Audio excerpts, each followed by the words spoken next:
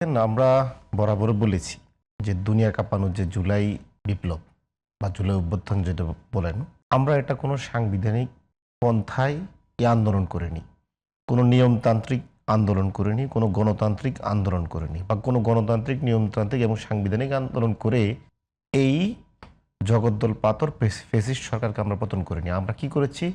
সরাসরি রাজপথে যুদ্ধ করে এবং সংবিধানকে ভায়োলেশন করে, সংবিধান ভায়োলেশনের ঘোষণা দিয়ে আমরা এই সরকারকে পতন করেছি। কয় তারিখ আমরা ঘোষণা দিয়েছি? আমরা 3 আগস্ট বলেছি এক দফার মধ্য দিয়ে শেখ হাসিনাকে পতন করতে হবে, যেটা সম্পূর্ণ সংবিধানকে ভায়োলেশন করা। কোন সংবিধানকে ভায়োলেশন করা? মুজিব ইন্দিরার 1972 সালের প্রণীত সংবিধানকে ভায়োলেশন করা। এবং ওই সংবিধানের আর্টিকেল 7 অনুযায়ী 5 আগস্টে শেখ হাসিনা পতনের জন্য আমাদের মৃত্যুদণ্ড বিধান রয়েছে। আমরা সেটা মাথায় নিয়ে তো আমরা আন্দোলন করেছি।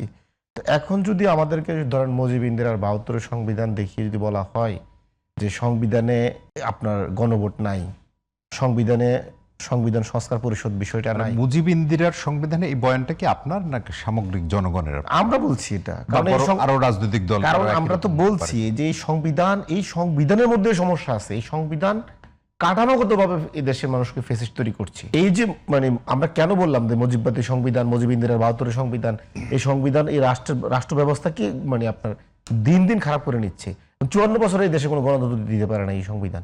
17 বছর আমাদের ভোটাধিকার দিতে পারে নাই। সংবিধানকে আমাদেরকে ভোটাধিকার ফিরিয়ে দিতে পারছে?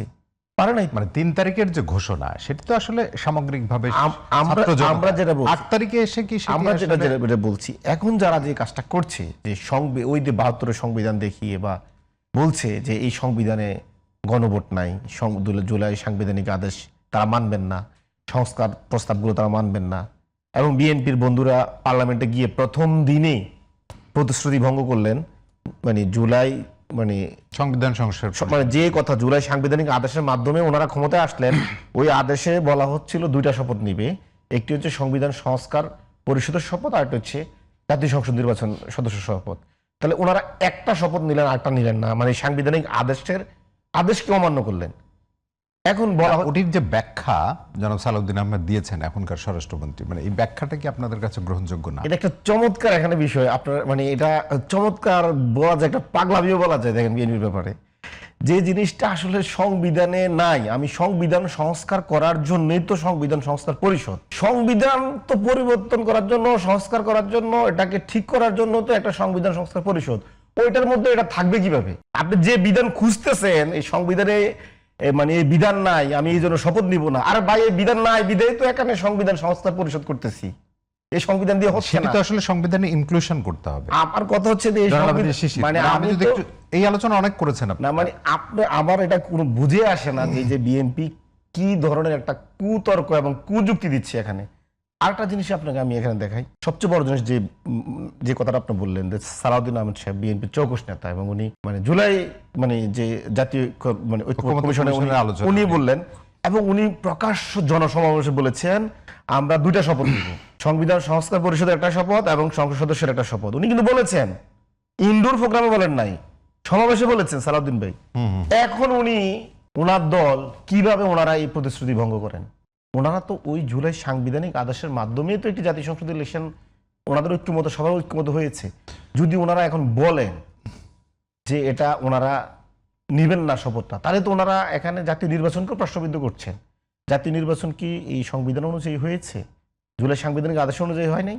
অবশ্যই সাংবিধানিক আদেশ অনুযায়ী হয়েছে। তার সাংবিধানিক আদেশ অর্ধেক ম্যান্ডেট মানছেন, তারেক রহমান সাহেবকে জনগণ ভোট দিয়ে নির্বাচিত করেছে, ওই ম্যান্ডেটটা মানেন, কিন্তু আপনার জুলাইয়ের যে গণভোট ওই ম্যান্ডেটটা আবার মানেন না, এবং ওই গণভোট অনুযায়ী তো আপনার আরেকটা শপথ নেওয়া লাগে, ওইটা মানতেছেন না।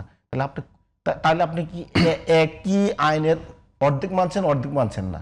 আপনারা তো প্রথমেই তো এখানে প্রতিশ্রুতি ভঙ্গ করছেন। এখানে দেখেন আরো অনেক কথা আছে যে জিনিসগুলো আমরা বলি না।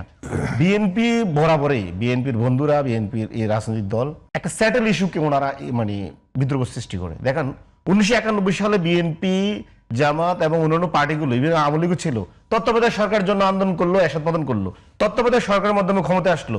96-তে তত্ত্বাবধায়ক একটা স্যাটেল ইস্যু ছিল, বিএনপি গায়ের জোরে একটা 96-তে একটা ইলেকশন করে ফেললো।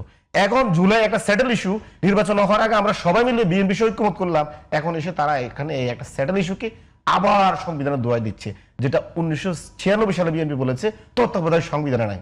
আপনি জিনিসটা খেয়াল করতে পারছেন? রোগ কিন্তু আগেরটাই। এখন আমরা বলতেছি বিএনপি যদি এগুলো করতে থাকে তাহলে বিএনপির জন্য এটা খারাপ হবে। কেন খারাপ হবে?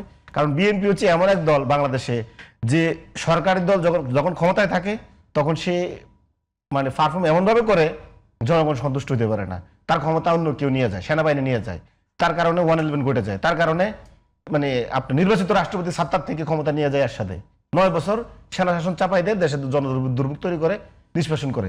আবার যখন সে মানে আপনার তার মানে এমন অবস্থা হয় যে আপনি যদি দেখেন 111 পরে 17 বছর ধরে বিএনপি ক্ষমতায় আসতে পারে নাই, এবং আসতে তো পারে নাই এবং বিরোধী দলের ভূমিকাটা পালন করতে পারে নাই। তাহলে সে কি করছে? নিজে এত পরিমাণ নিপীড়নের শিকার হয়েছে, নিজে তো ডুবছে, জনগণকে ডুবাইছে। এখন যে বিএনপি জনগণকে উদ্ধার করবে এই নিপীড়ন শাসক থেকে, প্রেসিডেন্ট হাসিনা থেকে, ওই বিএনপিকে জনগণ আবার উদ্ধার করা লাগে, এবং আমরা তাই করছি। এবং সেই উদ্ধারের পথে আপনারা আবারও তাকে আছে। এবং আমি তো দেখি ঐতিহাসিকভাবে বিএনপির দেশের মানুষ উদ্ধার করে বারবার, এবং এটা বিএনপির জন্য একটা চাপ কভার বলতে পারে। জিয়া রহমান সাহেবের এরকম মানে সেনা জনতা ক্যান্টনমেন্ট থেকে উদ্ধার করে নিয়ে আসছে, এবং বেগম জিয়াকেও আমরা উদ্ধার করে নিয়ে আসছে, তারেক রহমানকেও আমরা সম্মানের সাথে বাংলাদেশে আনার ব্যবস্থা করে দিয়েছি। আমি এনসিপির কথা বলবো না, সকলের কথা বলতেছি, জনগণের কথা বলতেছি। এনসিপি এই দাবি আমি করি না কখনো। এই জন্য বলতেছি বিএনপি আবার কোনো বড় ধরনের কোনো ভুল করতে যাচ্ছে, এবং বিএনপি যদি এবার ভুল করে এবার কি আসলে জনগণ বিএনপি উদ্ধার করতে পারবে কিনা আমার সন্দেহ। এই যে ধরেন নিরঙ্কুশ সংখ্যাগরিষ্ঠতা, সেটিও কি আপনাদের একটা অবদান, মানে উদ্ধার করে নিয়ে আসা?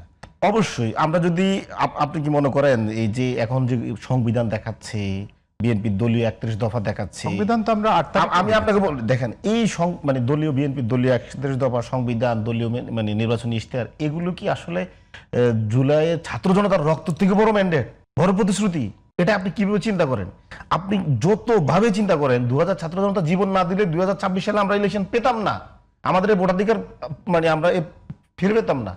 এটা বিএনপি বললেও হবে না এই সংবিধান। জনাব আব্দির শেষে একটা প্রশ্ন আপনাকে করি। আপনি যেটি বলেছিলেন যে জুলাইয়ের যে আন্দোলন সেটি সাংবিধানিকভাবে হয়নি, নিয়মতান্ত্রিকভাবে হয়নি, ভয়াবহ একটা পরিস্থিতির মধ্যে দিয়ে হয়েছে, সবই মানলাম, কিন্তু সেটির মূল উদ্দেশ্য ছিল কি? একটা গণতান্ত্রিক দেশ পুনর্গঠন করা। সেটি তো মানে ওই ভয়াবহতা তো আর সবসময় চলবে না, আন্দোলন তো আর সবসময় চলবে না। একটা দেশকে আপনি সুশৃঙ্খল করবেন, সেটিও তো একটা চিন্তা ভাবনা, সেটি তো উদ্দেশ্য ছিল না? এখন উদ্দেশ্য তো আমরা সবে বাস্তবে মানে উদ্দেশ্য সবার তো একই ছিল, এবং নির্বাচনের আগ পর্যন্ত বিএনপির প্রতিশ্রুতি তাই ছিল, আমাদের প্রতিশ্রুতিও তাই ছিল। বিএনপি নির্বাচনের পরে জুলাই সাংবিধানিক আদেশ মানেননি এবং একটা শপথ দেননি, বিএনপি তো সরে গেলেন, আমরা তো সরে